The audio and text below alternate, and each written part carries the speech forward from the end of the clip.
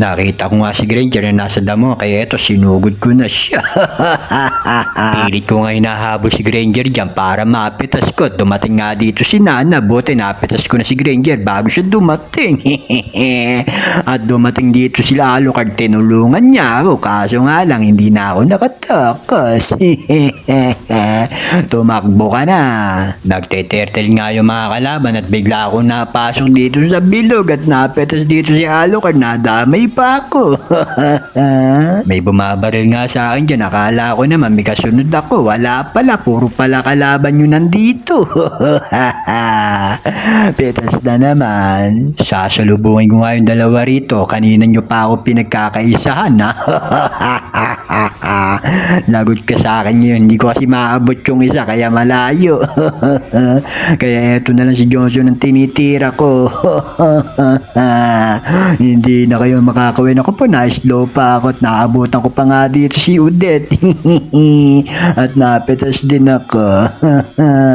Alam kong dadaan dito yung isang kalaban, kaya eto si Johnson yung anak po, may kasama pa pala na po, tatlo pa pala sila rito. Tumakbo na lang talaga ang gagawin ko. Tutulungan ko lang sana yung kasama ko rito at bigla ako nakitang rumaragasa si Johnson, buti wala siyang kasama. Tumatakbo ka ngayon, ano? Yari ka sa akin ngayon, kanina ka pa. Tinignan ko nga yung mga kalaban, baka ako binabanatan yung mga kasama ko, yung pala lahat pala ng kalaban nandito. Kanina pa tong si Mia, kaya eto, yari ka ngayon sa akin. Nag-invisible kaya nawalan ako po, dumating pa si Johnson, bumalik ka pa talaga Mia. Lagi na lang ako nakukupot pero yayari ako na isa sa inyo, gusto ko dalawa at hindi na pala. Hihintayin ko na lang muna yung Lord para pumasok na ako dito, at dito nga nauli ko si Odette, bigla ako napasok dito sa tore. Hindi na nakalabas kaya napitas na naman. Hinihintay ko lang yung mga kasama ko, susugod na din ako, dumating na nga dito.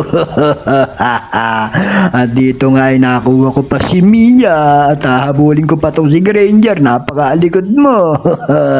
Buti na lang hindi ako napitas. Tara na sa media na dito nga sinalubong kami ni Granger. Ayoko sumugod dyan, baka mamaya maging rabbit na naman ako. Hinihintay ko muna yung Lord para makapasok kami dyan sa tore nyo. Kahit tirahin mo pa ako, atras lang ako. Ayan na, yari na kayo ngayon. At dito nga ay nanalo na kami. Maraming salamat sa panonood nyo. Bye-bye!